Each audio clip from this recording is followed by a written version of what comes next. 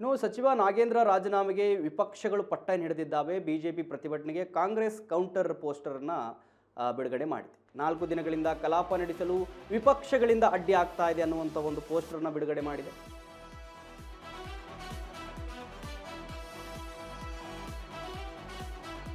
ವೀಕ್ಷಕರೇ, ಸಚಿವ ನಾಗೇಂದ್ರ ಅವರ ರಾಜೀನಾಮೆಗೆ ವಿಪಕ್ಷಗಳು ಪಟ್ಟೆ ಹಿಡಿದಿದ್ದಾವೆ. ಬಿಜೆಪಿ ಪ್ರತಿಭಟನೆ ಏನು ಮಾಡ್ತಾ ಇದೆ, ಅದಕ್ಕೆ ಕಾಂಗ್ರೆಸ್ ಕೌಂಟರ್ ಪ್ರೊಟೆಸ್ಟ್ ಮಾಡ್ತಾ ಇದೆ. ಕೌಂಟರ್ ಪ್ರೊಟೆಸ್ಟ್ 4 ದಿನಗಳಿಂದ ಕಲಾಪ ನಡೆಸಲು ವಿಪಕ್ಷಗಳಿಂದ ಅಡ್ಡಿ ಆಗ್ತಾ ಇದೆ. ವಿಧಾನಸೌಧದ ಗಾಂಧಿ ಪ್ರತಿಮೆ ಬಳಿ ಕಾಂಗ್ರೆಸ್ ಧರಣಿಯನ್ನ ಮಾಡ್ತಾ ಇದೆ. ಬೆಳಗ್ಗೆ 11 ಗಂಟೆಗೆ ಕಾಂಗ್ರೆಸ್ ನಾಯಕರ ಪ್ರತಿಭಟನೆ ನಡೆಯುತ್ತೆ. ಕಲಾಪದ ಸಮಯ ವ್ಯರ್ಥವಾಗ್ತಾ ಇದೆ ಅಂತೇಳಿ ಪ್ರತಿಭಟನೆ ನಡೆಯುತ್ತೆ. ಕಲಾಪದಲ್ಲಿ ರಾಜ್ಯದ ಸಮಸ್ಯೆಗಳ ಬಗ್ಗೆ ಚರ್ಚೆ ಆಗ್ತಾ ಇಲ್ಲ. ಬರ ಪರಿಹಾರ, ನೀರಾವರಿ ಸೌಕರ್ಯ ಬಗ್ಗೆ ಚರ್ಚೆ ಆಗ್ತಾ ಇಲ್ಲ. ವಿಪಕ್ಷಗಳ ನಡೆ ಖಂಡಿಸಿ ಇವತ್ತು ಕಾಂಗ್ರೆಸ್ ಕೂಡ ಪ್ರತಿಭಟನೆಯನ್ನ ಮಾಡೋದಕ್ಕೆ ಎಲ್ಲ ಸಿದ್ಧತೆಗಳನ್ನು ಮಾಡ್ತಾ ಇದೆ. ಪ್ರತಿಭಟನೆಯಲ್ಲಿ ಕೈ ಶಾಸಕರು, ಪರಿಷತ್ ಸದಸ್ಯರು ಕೂಡ ಭಾಗಿಯಾಗ್ತಾರೆ. ವೀಕ್ಷಕರೇ, ಕಳೆದ ಒಂದು ವಾರದಿಂದ ಬಿಜೆಪಿ ಭಾರಿ ದೊಡ್ಡ ಮಟ್ಟದಲ್ಲಿ ಪ್ರೊಟೆಸ್ಟ್ ಮಾಡ್ತಾ ಇದೆ. ಕಲಾಪದಲ್ಲಿ ದಿನಾ ಚರ್ಚೆ ಆಗ್ತಾ ಇರೋದೇ ಬಿ ನಾಗೇಂದ್ರ ಅವರ ವಿಚಾರ. ಅದನ್ನು ಹೊರತುಪಡಿಸಿ ಬಿಜೆಪಿ ಬೇರೆ ವಿಚಾರವನ್ನು ಚರ್ಚೆನೇ ಮಾಡ್ತಾ ಇಲ್ಲ. ಸೊ ಅದಕ್ಕೆ ಸಂಬಂಧಪಟ್ಟ ಹಾಗೆ ಕಾಂಗ್ರೆಸ್ಸು ಕೂಡ ಕೌಂಟರ್ ಪ್ರೊಟೆಸ್ಟ್ ಮಾಡೋದಕ್ಕೆ ಸಿದ್ಧತೆ ಮಾಡ್ಕೊಂಡಿದೆ. 11 ಗಂಟೆಗೆ ವಿಪಕ್ಷಗಳು ರಾಜ್ಯದ ಸಮಸ್ಯೆಗಳ ಬಗ್ಗೆ ಏನು ಚರ್ಚೆ ಮಾಡಬೇಕು, ಅದರ ಬಗ್ಗೆ ಚರ್ಚೆ ಮಾಡ್ತಾ ಇಲ್ಲ, ಸಮಯ ವ್ಯರ್ಥ ಮಾಡ್ತಾ ಇದೆ ಅಂತ ಹೇಳಿ ಇವೆಲ್ಲವೂ ಇಟ್ಕೊಂಡು ಅವರು ಕೂಡ ಕೌಂಟರ್ ಪ್ರೊಟೆಸ್ಟ್ಗೆ ಏನು ಸಿದ್ಧತೆಯನ್ನು ಮಾಡ್ಕೊಂಡಿದ್ದಾರೆ. ಸೊ ಎರಡೂ ಪಕ್ಷದವರು ಕೂಡ, ಆಡಳಿತ ಪಕ್ಷ ಮತ್ತು ವಿರೋಧ ಪಕ್ಷದವರು ಇಬ್ಬರೂ ಕೂಡ ಪ್ರೊಟೆಸ್ಟ್ ಮಾಡ್ತಾ ಇದ್ದಾರೆ. ಬಟ್ ನಾಗೇಂದ್ರ ವಿಚಾರ ಎಲ್ಲಿಗೆ ಹೋಗಿ ತಲುಪುತ್ತೆ ಅನ್ನೋದು ಬಹಳ ಮುಖ್ಯ ಆಗುತ್ತೆ. ಬಿಜೆಪಿಯ ಬಿಗಿ ಪಟ್ಟಿಗೆ ಸರ್ಕಾರ ಮಣಿಯುತ್ತಾ, ಅಥವಾ ಸರ್ಕಾರ ನಾಗೇಂದ್ರ ಅವರ ವಿಚಾರದಲ್ಲಿ ಏನು ನಿರ್ಧಾರ ತೆಗೆದುಕೊಳ್ಳುತ್ತೆ, ಇವೆಲ್ಲವೂ ಕೂಡ ಬಹಳ ಕುತೂಹಲಕಾರಿಯಾದ ಒಂದು ವಿಚಾರ. ಇಡೀ ಈ ರಾಜ್ಯದ ಕಣ್ಣು ಇದರ ಮೇಲೆ ಇದೆ. ಇವಾಗ ಈ ಒಂದು ವಿಚಾರದ ಮೇಲೆ ನೋಡಬೇಕು ಏನಾಗುತ್ತೆ ಅಂತ ಹೇಳಿ.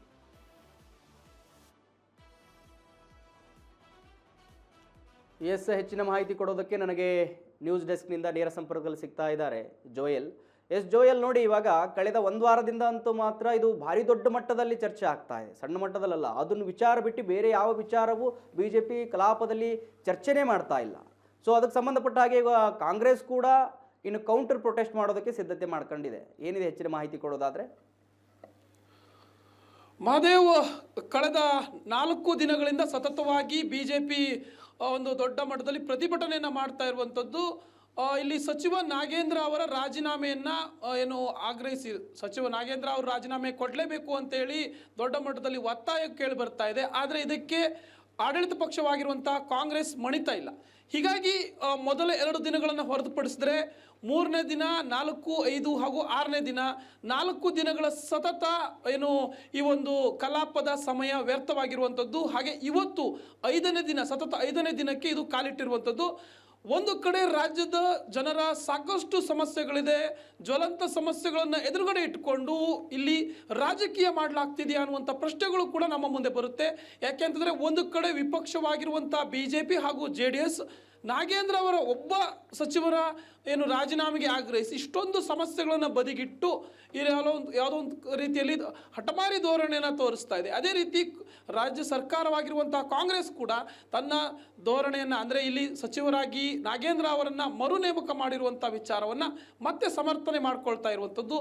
ನಿಜಕ್ಕೂ ಇದರಿಂದ ನಷ್ಟ ಯಾರಿಗೆ ಅಂತ ನೋಡಿದ್ರೆ, ನಷ್ಟ ನಿಜಕ್ಕೂ ಕೂಡ ಏನು ಕರ್ನಾಟಕದ ಏನು ಜನಸಾಮಾನ್ಯರಿಗೆ ಹೊರತು ಈ ಆಡಳಿತ ಪಕ್ಷ ಇರ್ಬೋದು, ವಿಪಕ್ಷಗಳಿಗಿರ್ಬೋದು ಅಲ್ಲ.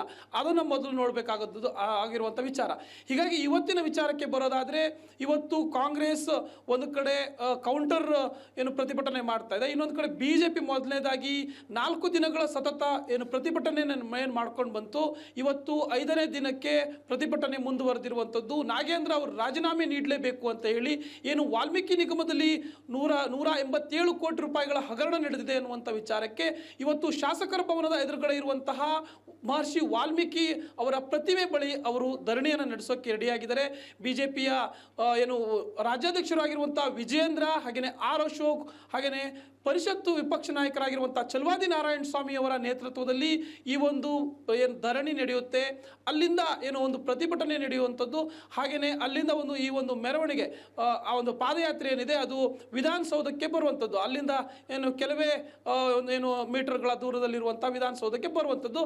ಹೀಗೆ ಈ ಒಂದು ಪ್ರತಿಭಟನೆಯ ಮೂಲಕ ಮತ್ತೆ ನಾಗೇಂದ್ರ ಅವರ ರಾಜೀನಾಮೆಗೆ ಆಗ್ರಹಿಸ್ತಾ ಇರುವಂಥದ್ದು ವಿಪಕ್ಷವಾಗಿರುವಂಥ ಬಿಜೆಪಿ. ಇನ್ನೊಂದು ಕಡೆ ಇದಕ್ಕೆ ಕೌಂಟರ್ ಅನ್ನುವಂತೆ ಕಾಂಗ್ರೆಸ್ ಕೂಡ ವಿಧಾನಸೌಧದಲ್ಲಿ ಬಳಿ ಇರುವಂತಹ ಏನು ಗಾಂಧಿ ಪ್ರತಿಮೆ ಬಳಿ ಪ್ರತಿಭಟನೆಗೆ ಮೊರೆ ಹೋಗಿರುವಂಥದ್ದು.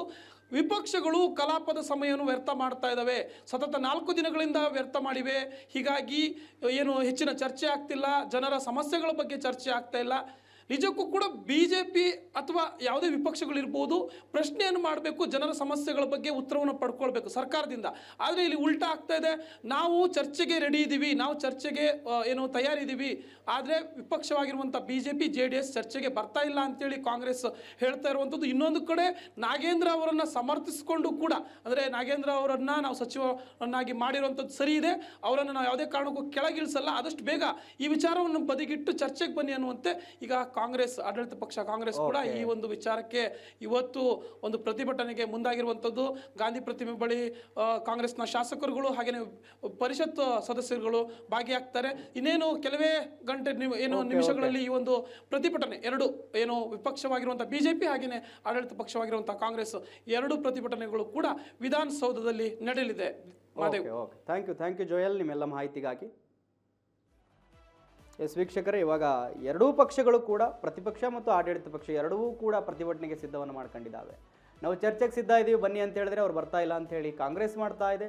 ನಾವು ಸಚಿವ ಬಿ ನಾಗೇಂದ್ರ ಅವರ ಹೊರತುಪಡಿಸಿ ಬೇರೆ ಚರ್ಚೆಗೆ ಬರೋದೇ ಇಲ್ಲ ಅಂತ ಹೇಳಿ ಇವಾಗ ಸದ್ಯದ ಅದೇ ಪಟ್ಟನ್ನು ಹಿಡ್ಕೊಂಡು ಬಿಜೆಪಿ ಕುಳಿತಿದೆ. ಏನಾಗುತ್ತೆ ಅನ್ನೋದು ಬಹಳ ಕುತೂಹಲ ಇದೆ, ಕಾದು ನೋಡಲೇಬೇಕು.